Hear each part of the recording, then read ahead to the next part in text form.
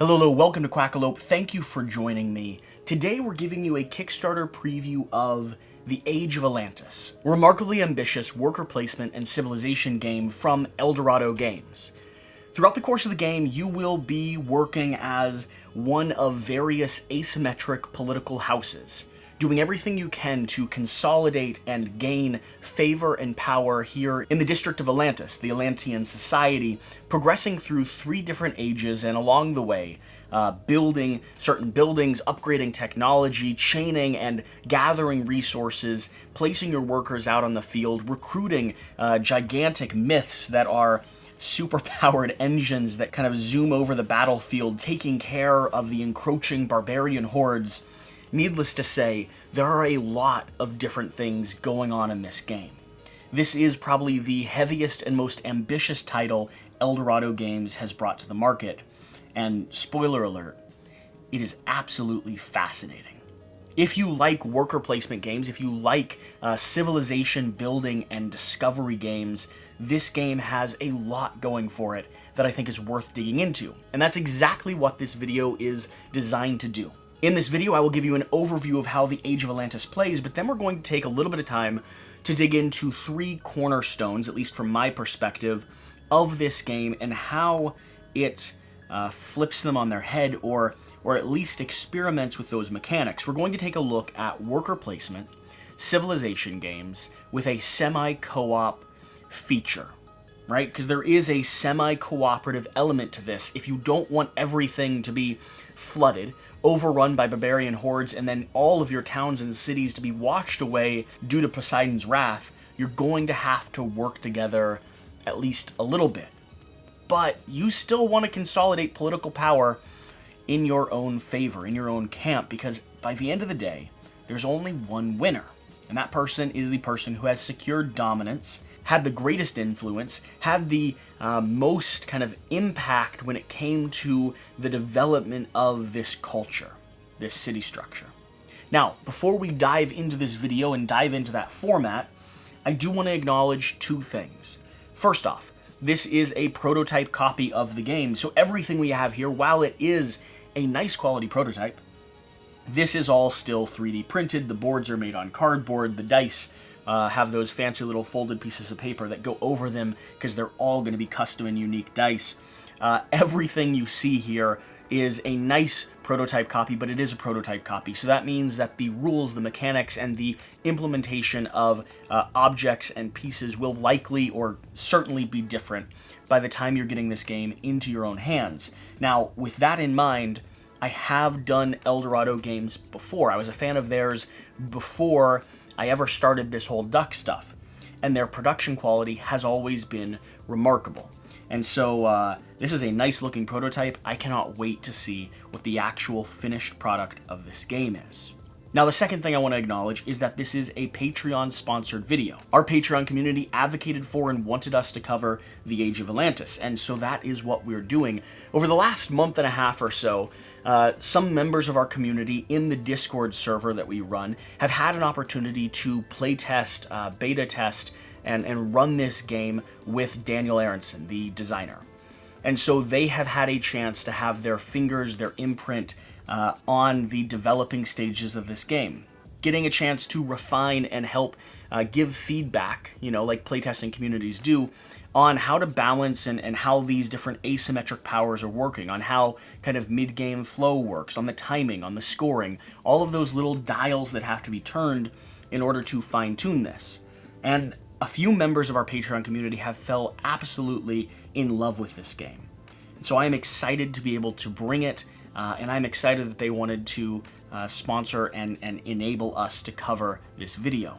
They make not only what we do here on the channel, not only this specific video, but everything we do possible. And so to the Patreon community who helped bring this to fruition, thank you so very much. Along with that, if you would like to join and test out this game for yourself, if it seems like one you might enjoy, swing over to our Discord community. We are going to be running playtests and just demos of this game over there on our Discord server. We have a lot of people who are willing to play and teach and help you get up and running. And so after you've backed it on Kickstarter, right? See what I did there? swing over, hang out with us, and let's play some Age of Atlantis. So, that being said, let me go ahead and give you an overview of the game, and then let's start diving into those 3 core components, those 3 core mechanics that I think this game has built itself around. Now, this would not be a Quackalope video if there wasn't a touch of flavor text. Even if it's printed on playtester sheets without any fancy artwork, this is still flavor text, and so, as the law of Quackalope goes, it thus must be read. The Age of Atlantis. For hundreds of years, the city of Atlantis was a self-sustained, booming civilization in the middle of the ocean. According to actual Plato writings, Atlanteans had discovered a new powerful element called Orichelum within their city, and its power advanced their technology faster than any civilization the world had ever seen. The Atlanteans were able to create and operate giant machines called myths to defend the city from relentless attacks from outsiders trying to take their sacred Orichelum.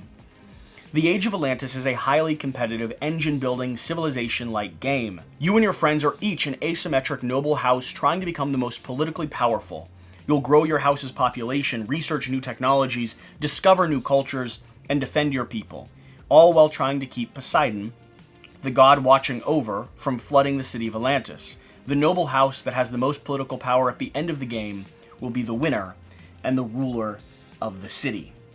So that's some flavor text. That sets the stage, but throughout the course of the game, you will be playing your dice workers, your citizens, or your Atlanteans down in different regions and zones on this board, collecting resources, building buildings, upgrading technology, and finally accomplishing tasks or missions that progress you through the ages of the game, all in an attempt by the end of Age 3 to be the highest up on this political influence track, meaning that you've secured your foothold, your position in the society, you've left a lasting impact. Now, there are a lot of elements that go into that process, and I will dig into those as we go through the course of the game, but let me outline everything we have laying in front of us here so that you have an understanding of what exactly we're looking at. First off, this board here is set up around mid-game. When you actually start playing the game, the board is entirely blank. There are no buildings on it, there are no myths on it, none of your dice have been placed yet. The only thing is going to be the statue of Poseidon giving his favor or his blessing to one region down here on the track, and potentially a few skirmishing hordes of Spanish or barbarian armies pushing their way towards your borders. As you play the game, you're going to be placing down your dice worker meeples. Now, these are going to be a fascinating element that we'll dive into in the worker placement section, but just know that there is a scalable amount of actions you can take with your workers. You can exhaust them, bringing their morale down, right? If you overwork your citizens, they become less happy. But if you do it strategically, you can boon them, give them happiness at the end of your turn before any of those unhappy people cost against your score. Go whispering tales or spreading lies and deceit about your political house. Instead, you can overwork them, pull them back up into your good graces, and continue pressing and venturing forth. But that balancing act, that choice of how many actions do you actually take throughout each course of this game is incredibly fascinating when it comes to the actual application of those mechanics. So, on this board here, like I said, it starts out blank when you first begin the game. You have 3 specific regions. You have a region where you can go fishing to collect that resource, a place where you can collect wood, and then finally a smaller zone where you can collect Orichelum. There is also 2 separate rings. You have the inner city where citizens are able to be. They're a little bit weaker, a little bit more vulnerable, and so they can't explore outside of the borders of that district. In this center zone, you have 4 locations that you can place down, where you can build, get technology, go into this location to get Poseidon's blessing, where he has outstretched his arm, gaining a little bit of political influence just by going there. In these locations, you will start building basic structures. A town hall, a mill, a barracks, a temple, or your own specific asymmetric structure, like a monument or the capital that will give you bonus effects throughout the rest of the game. These are locations that only can harbor one citizen or one worker at a time. When you place them down, that zone is now restricted. But here's the trick.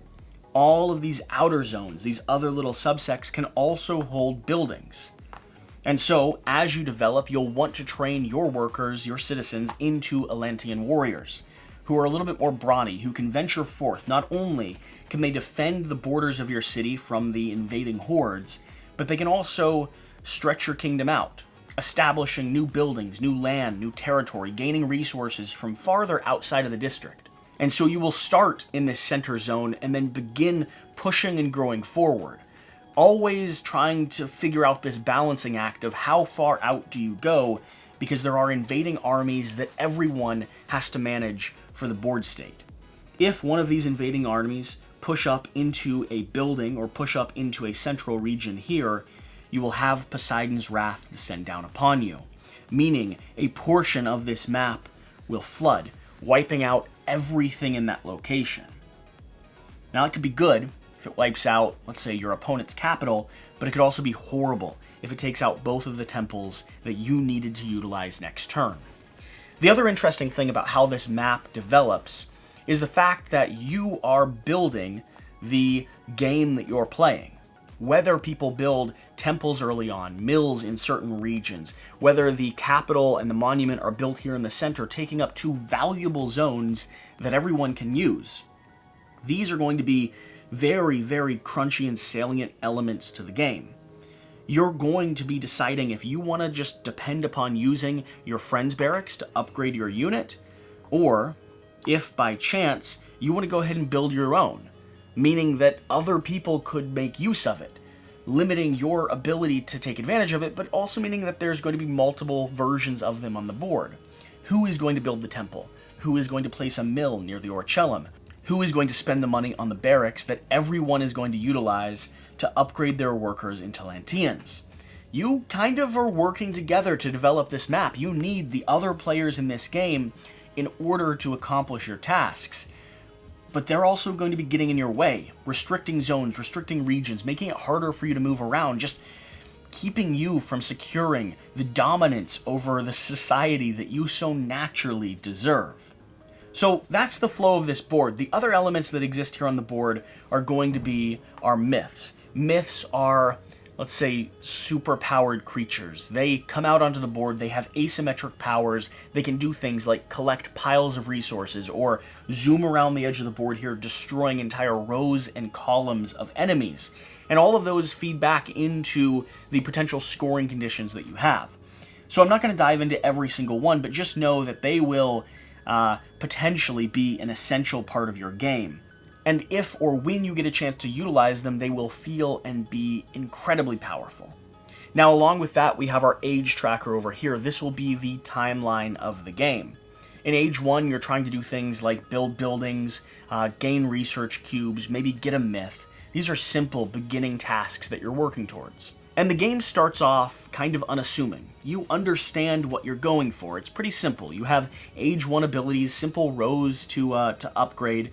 You're going to be placing a worker down at a time, resolving a single action. You don't really have an engine build yet.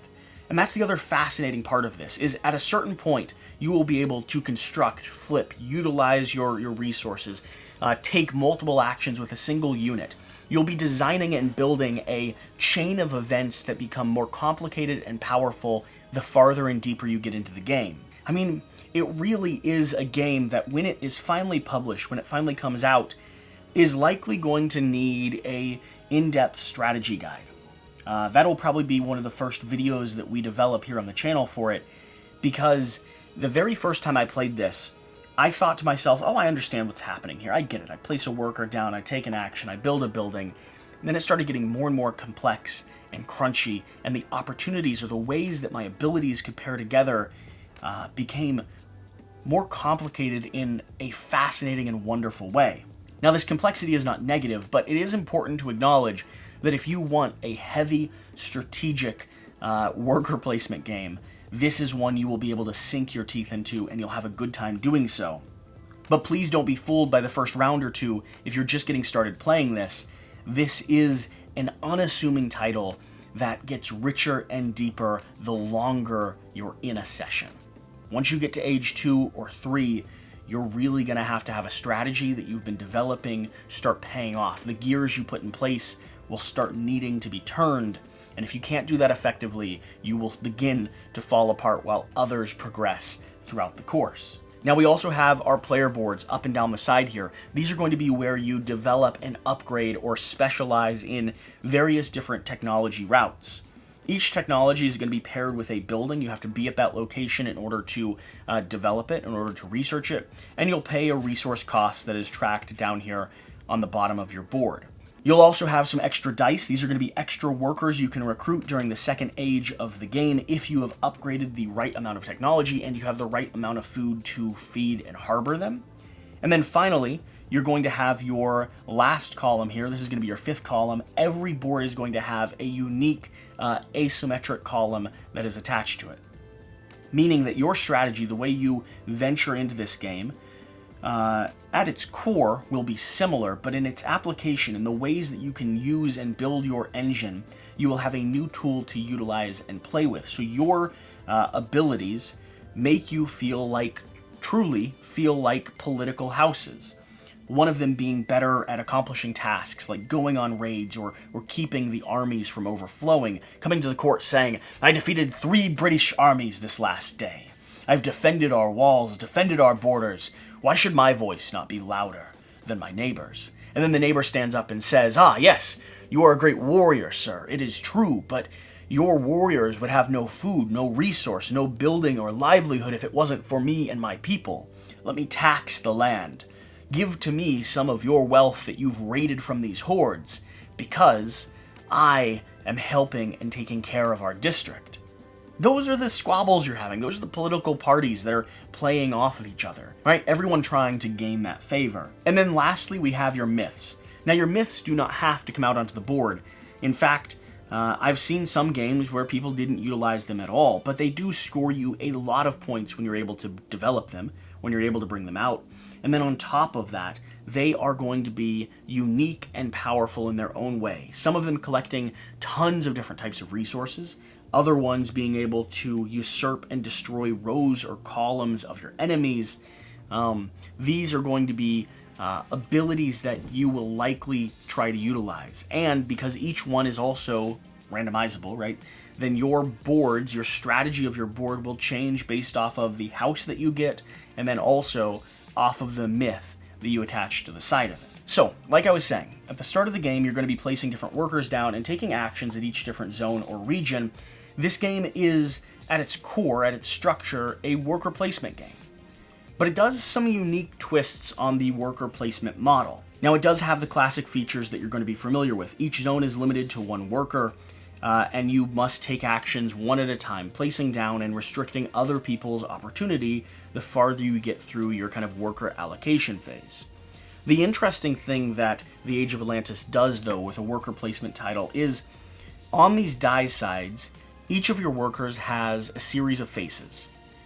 Super happy or ecstatic, a general kind of complacent happiness, or a sad face, meaning that they are exhausted, they've been overutilized or overworked.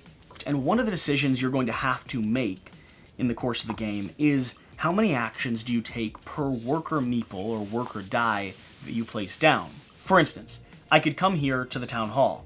In this location, I have a few different options. I could use an ability of the mill there, I could upgrade technology by spending the resources, or I could gain fish from this sort of fishing region, this coastal line that is around me. And so I could do all 3 of those actions if I wanted, exhausting my meeple as I progressed through them, making it so he is less and less happy, meaning less and less effective throughout the course of the game, and potentially bringing on some negative consequences if I'm not able to get him back up to either satisfied or fully happy at the end of my turn. But I did give myself a bonus by utilizing his additional actions. And so that's sort of a pressure point. That's a dial. The other really interesting thing for me about this game as a worker placement game is that the group as a whole is developing the map you're playing on. Like I said, when you start, none of these buildings are down here on the board. Instead, first person that places will go. They could collect Orichelum. They would get favor from being in the line of Poseidon, but they could also choose to spend a resource to build a temple. Maybe a few temples get built here in the center. Maybe a monument over here to the side. The board that you're playing on is never quite the same. Not only with these hordes that are encroaching. You have to figure out how to deal with them in a different way, but also the buildings that get built. How many of these buildings exist out on the board? How often people utilize them? Even the regions or zones these buildings are built in, all of that becomes a very salient part of this game. If I build a temple in a place with Orichelum, then maybe I can go there, collect Orichelum, and use the temple action, or upgrade my ability, or bring out a myth onto the table. But if there's not a temple there, then maybe I have to build one. Or maybe I can't do that action, or maybe I have to spend an entire turn going down into the Orichelum mines to collect that resource and then take another swing at it on a different action phase. This board is dynamic and changing, and I think is probably one of my favorite features of the game. You're building the grid you're playing on. It is modular in a fascinating way. The strategies that other people are utilizing, whether it is high faith, whether it is high resource count, whether it is getting out all of your myths and going to war, training up your citizens into Atlantean warriors, those strategies will influence your strategy. You're bouncing off of each other, you're limiting their actions, you're developing technology in their zones and regions. And so, just like the game features as a civilization game, you're not playing this game by yourself, you're not existing in the society on your own. Instead, your decisions affect and are impacted by everyone else in the game state.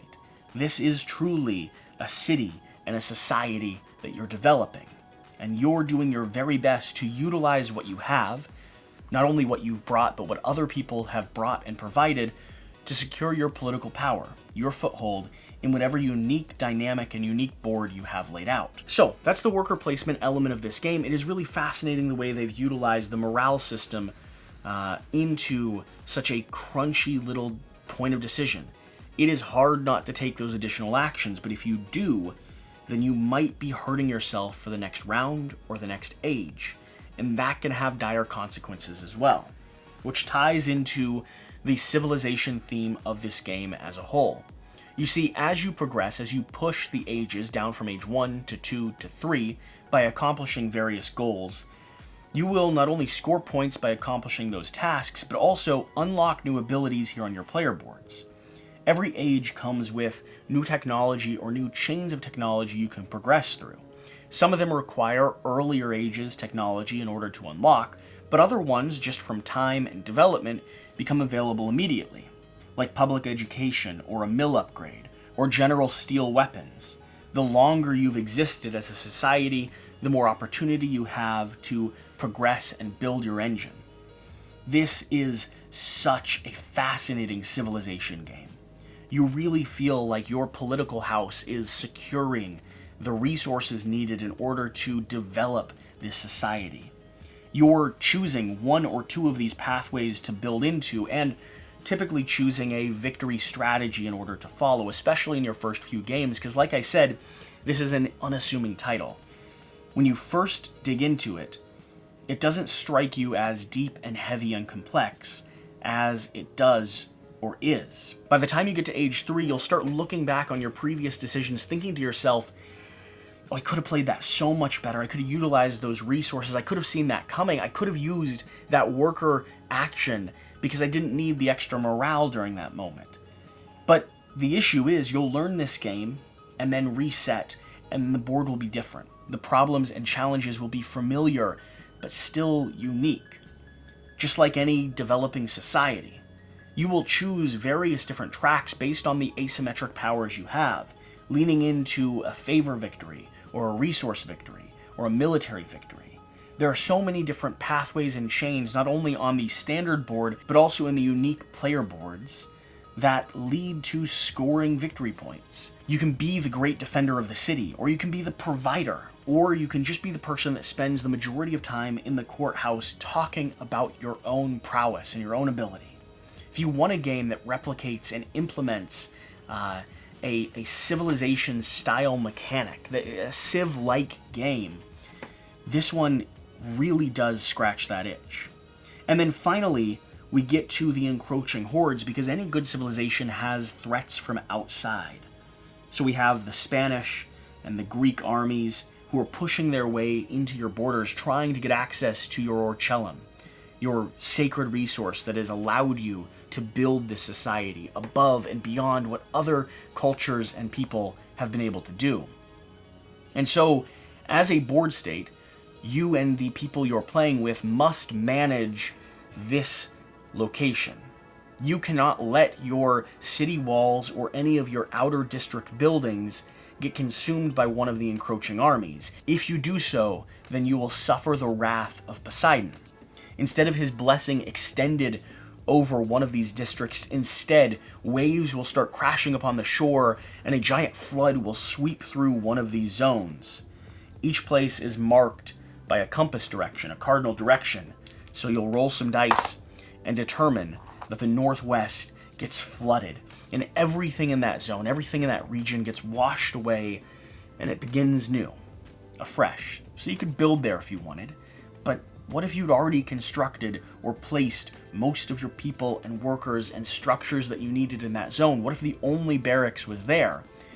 Well, then your strategy is going to have to change, or you're going to have to build one quickly. This is a fascinating and really, really interesting part that merges not only the worker placement element, the fact that you're building this area, you're building the map you're playing on. That map can be washed away and changed at any point that the team, the city, doesn't work together. Imagine a courthouse. You can't walk in and stab your neighbor or walk in and accuse him of the most heinous of crimes. Instead, this is a political game. This is a civilization game. We are building a society, and while I want to be the most prominent politician, my family having the most recognition when it comes to the society, I must have a society in order to do so. And so, in this game, if you are squabbling too much, not paying attention to the threats that are at your borders, you will suffer for that. Locations will be washed away, and Poseidon will turn his back on you. But instead, if you're playing the game together, having people work together to stop the armies while also progressing up their own political track and progressing the society as a whole, then just maybe you will get to the end. You will find you have the most power, but not only that, you will find you have a working and operating civilization, one that has not yet been washed away. Or there is a chance, at some point, maybe things being washed away is exactly what history calls for. It is exactly what you need in order to secure your dominance. And then, in that case, by all means, ignore the armies, let his wrath descend, and may the gods be ever on your side. So, that's kind of an overview of some of the things that I find the most interesting about this game. It is a really incredible worker placement game that replicates and gives you the feeling of developing a civilization, developing a society. Throughout its gameplay, its theme, its mechanics, everything integrates so nicely together.